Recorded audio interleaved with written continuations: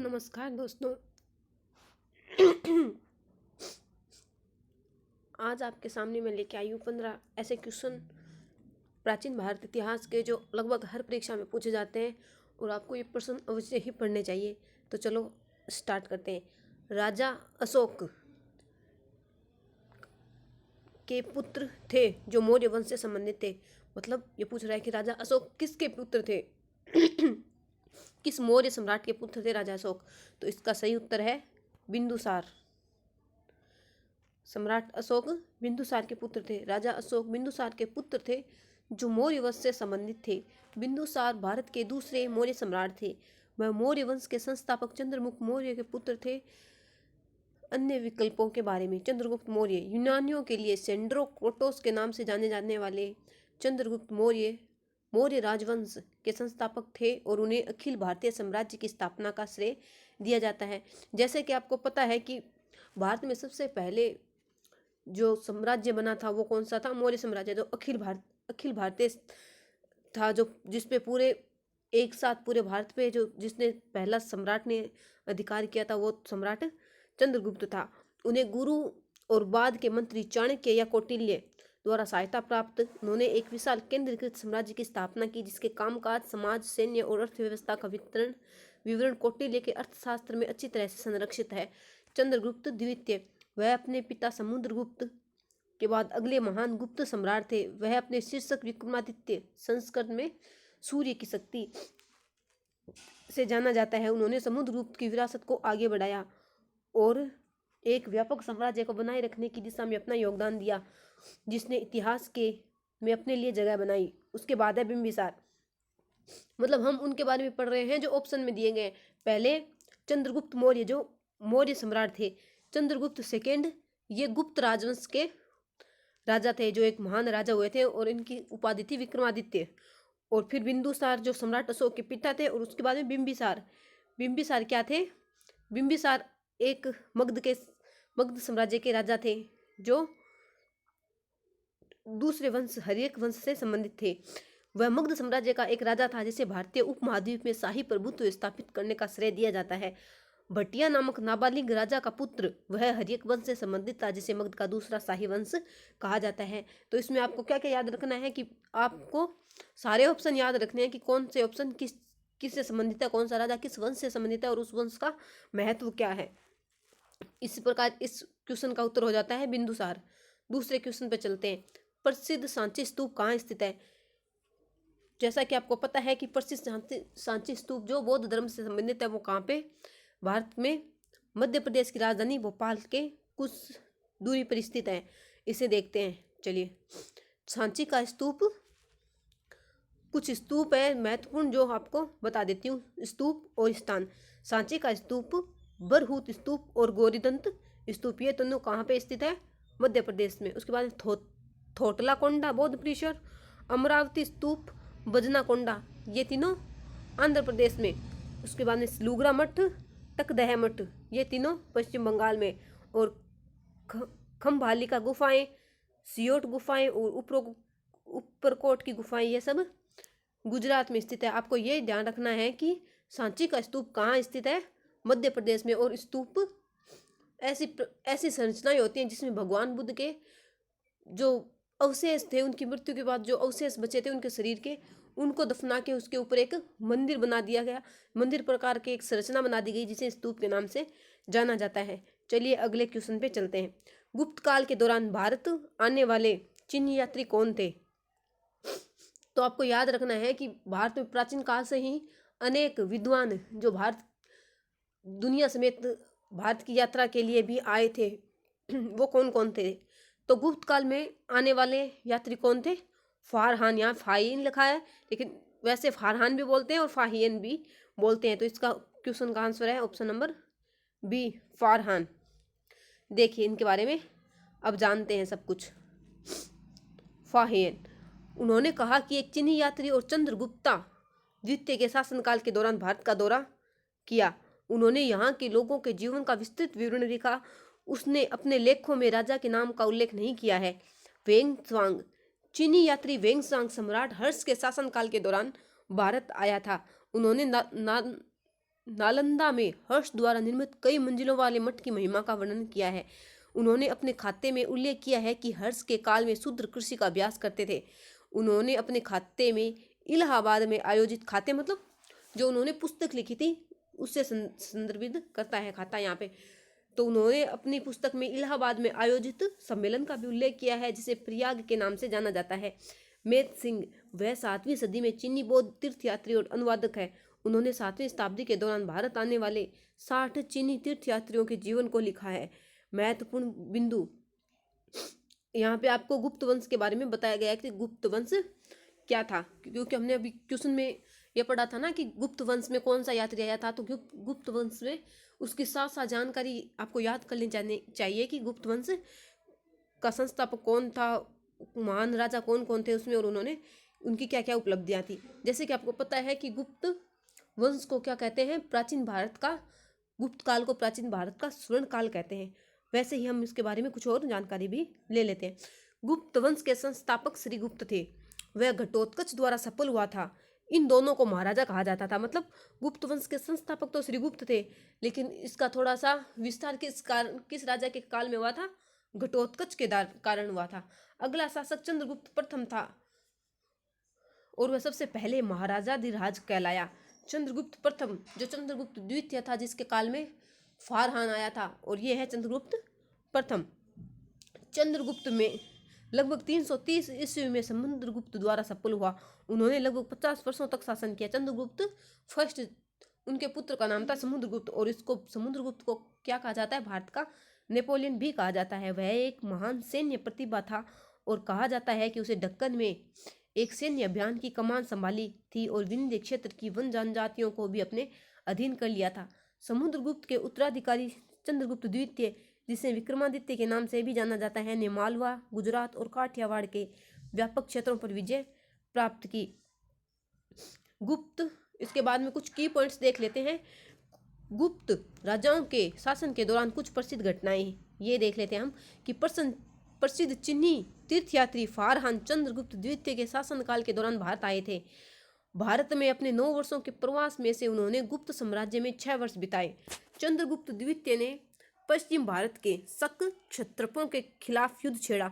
शक क्षत्रप के अंतिम शासक रुद्र सिंह थर्ड को पराजित गद्दी से उतारकर मार दिया गया। पश्चिमी मालवा और काठियावाड़ प्रायद्वीप में उनके क्षेत्रों को गुप्त साम्राज्य में मिला लिया गया था।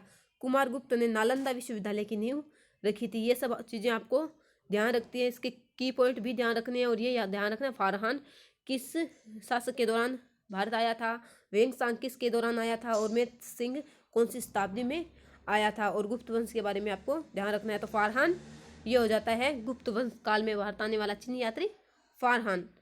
चलिए अगले क्वेश्चन पे चलते हैं। चाणक्य किसके दरबार में मंत्री थे? ये तो मतलब जनरल क्वेश्चन है, ये तो सबको आता है कि चाणक्य किसके दरबार में थे। चाणक्य सम्राट चंद्रगुप्त मौर्य के दरबार में मंत्री थे और उन्होंने अर्थशास्त्र लिखी थी। आपको चलो इसकी व्याख्या देख लेते हैं कि चाणक्य चंद्रगुप्त मौर्य के मंत्री थे। उन्होंने धनानंद को हराकर मौर्य साम्राज्य की स्थापना में चंद्रगुप्त मौर्य की सहायता की। उनका वास्तविक नाम विष्णुगुप्त था। उन्होंने चाणक्य को चाणक्य के पुत्र के रूप में अपनाया और कौटिल्य के नाम पर पुस्तक अर्थशास्त्र लिखा। उन्होंने भारत में राजनीति और अर्थशास्त्र का अग्रणी माना जाता है। भारत में उनको राजनीति और अर्थशास्त्र का अग्रणी माना जाता है। आधुनिक विश्व में उनकी पुस्तक अर्थशास्त्र का आज भी महत्व है। उन्होंने एक राज्य में 7 तत्वों को बताया है, जो है, उन्होंने अपनी पुस्तक अर्थशास्त्र में राज्य के 7 तत्वों को बताया है, जो तत्व निम्न प्रकार है। देखिए, स्वामी यानी शासक, अमात्य यानी मंत्री, जनपद जनसंख्या दुर्गा गढ़वाली राजधानी, कोष खजाना, डंडा यानी सेना, और मित्र सहयोगी और मित्र। ये 7 तत्व एक साम्राज्य को स्थापित करने में महत्वपूर्ण वो तत्व होते हैं। इसके बारे में जानकारी दी गई है। चलिए अगला क्वेश्चन को देख लेते हैं। सत्यमेव जयते का क्या अर्थ है? ये पूछा गया इसमें है कि सत्यमेव जयते से आप क्या समझते हैं। ये है ट्रूथ अलोन ट्राइफ, यानी सत्य की ही हमेशा जीत होती है। इसका मतलब ये है। तो ये है सत्यमेव जयते, ट्रूथ अलोन ट्राइफ, या सत्य की ही सदैव जीत होती है। सत्यमेव जयते का अर्थ है ट्रूथ अलोन ट्राइफ। यह मुंडका उपनिषद के एक मंत्र का भाग है जो एक प्राचीन हिंदू ग्रंथ है और मुंडका उपनिषद ऋग्वेद के 10वें मंडल में स्थित है। इस वाक्यांश को भारत की स्वतंत्रता के बाद 26 जनवरी 1950 को भारत के राष्ट्रीय आदर्श वाक्य के रूप में अपनाया गया था। यह वाक्यांश अशोक के सिंह के शीर्ष पर देवनागरी लिपि में लिखा गया है। कृपया ध्यान दीजिए कि यह वाक्यांश सभी भारतीय मुद्राओं के एक और भारतीय राष्ट्रीय प्रतीक के साथ अंकित है। पंडित मदन मोहन मालवीय इस नारे को लोकप्रिय बनाने के लिए पहचाने जाते हैं। आपको ये ध्यान रखना है कि सत्यमेव जयते कहाँ से लिया गया है, मुंडका उपनिषद से लिया गया है। उसके बाद में गौतम बुद्ध ने अपना पहला उपदेश कहाँ दिया था। आपको यह ध्यान रखना है कि महात्मा गौतम बुद्ध ने अपना पहला उपदेश कहाँ दिया था। उन्होंने अपना पहला उपदेश दिया था सारनाथ में। ठीक है। बौद्ध धर्म को अपने संस्थापक सिद्धार्थ गौतम की शिक्षाओं, जीवन के अनुभवों पर आधारित धर्म है। उनका जन्म लगभग 563 ईस्वी पूर्व में हुआ था। उनका जन्म शाक्य वंश के शाही परिवार में हुआ था। उन्होंने कपिलवस्तु में शासन किया जो भारत नेपाल सीमा के पास स्थित है। 29 वर्ष की आयु में गौतम ने घर छोड़ दिया और अपने ऐश्वर्य के जीवन को त्याग दिया और तपस्या या अत्यधिक आत्म अनुशासन की जीवन शैली को अपनाया।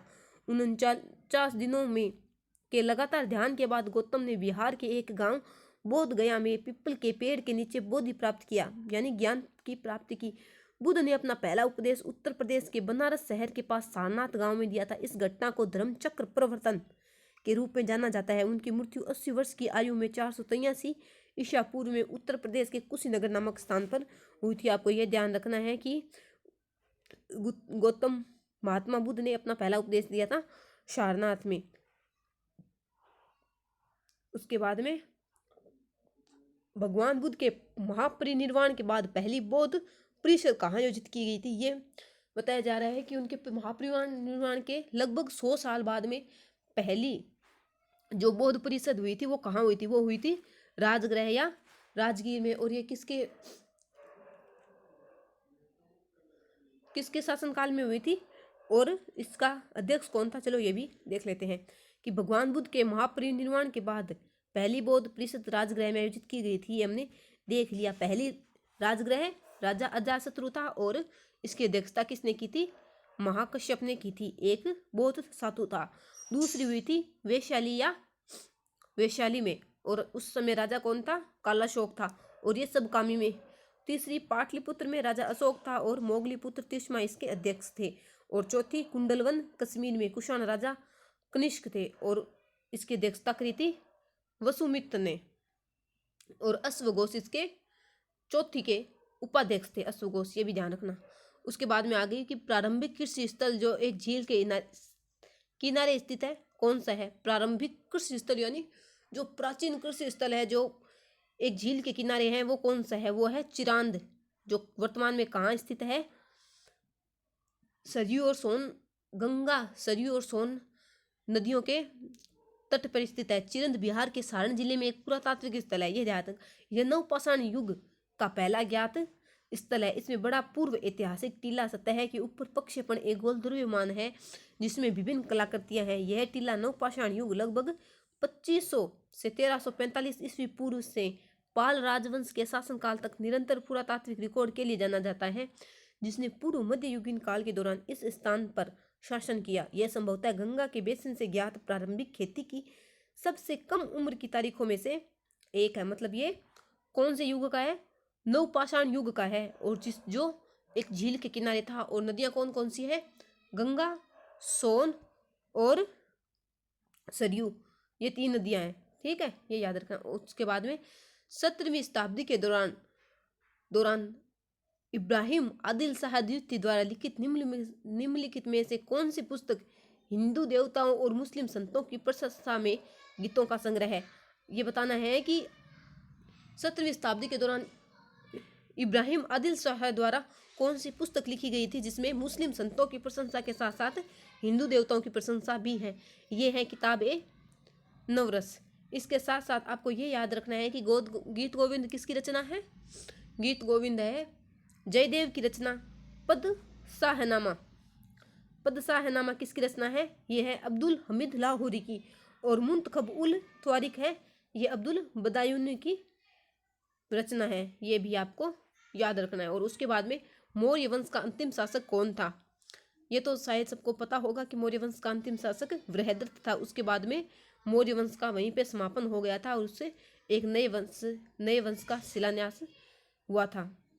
ये देख लेते हैं। बृहदत्त वह मौर्य साम्राज्य का अंतिम शासक था जिसने 187 से 180 ईसा पूर्व तक शासन किया था। बृहदत्त की हत्या उसके ही सेनापति पुष्यमित्र शुंग ने की थी, जिन्होंने शुंग साम्राज्य की स्थापना की थी। बृहदत्त सातवाहन वंश का उत्तराधिकारी था जिसने 195 से 187 ईसा पूर्व के बीच शासन किया था। इसके मौर्य वंश के बारे में कुछ और जानकारी हम ले लेते हैं। मौर्य वंश चंद्रगुप्त मौर्य द्वारा स्थापित किया गया था और इस राजवंश का भारतीय उपमहाद्वीप में 322 और 185 ईसा पूर्व के बीच प्रभुत्व था। मौर्य साम्राज्य का विस्तार 5 मिलियन वर्ग किलोमीटर से अधिक था, जिसने इसे भारतीय उपमहाद्वीप में मौजूदा सबसे बड़ी राजनीतिक इकाई बना दिया था। भारत के आधुनिक गणराज्य का राष्ट्रीय प्रतीक भी सारनाथ में अशोक की शेर राजधानी से लिया गया था। ये याद रखना कि जो राष्ट्रीय प्रतीक है, आधुनिक राष्ट्रीय प्रतीक है भारत का, वो कहाँ से लिया गया है? वो सारनाथ से लिया गया है, अशोक की शेर राजधानी से लिया गया है, जिसे हम सारनाथ चिन्ह बोलते हैं और जिसके नीचे सत्यमेव जयते अंकित रहता है। उसके बारे में याद रखना है। तो इसका उत्तर हो गया बृहदित। तो चलिए दोस्तों, आज के लिए इतना ही। दोबारा मिलते हैं एक नई प्रश्नों की श्रृंखला के साथ। तब तक के लिए धन्यवाद।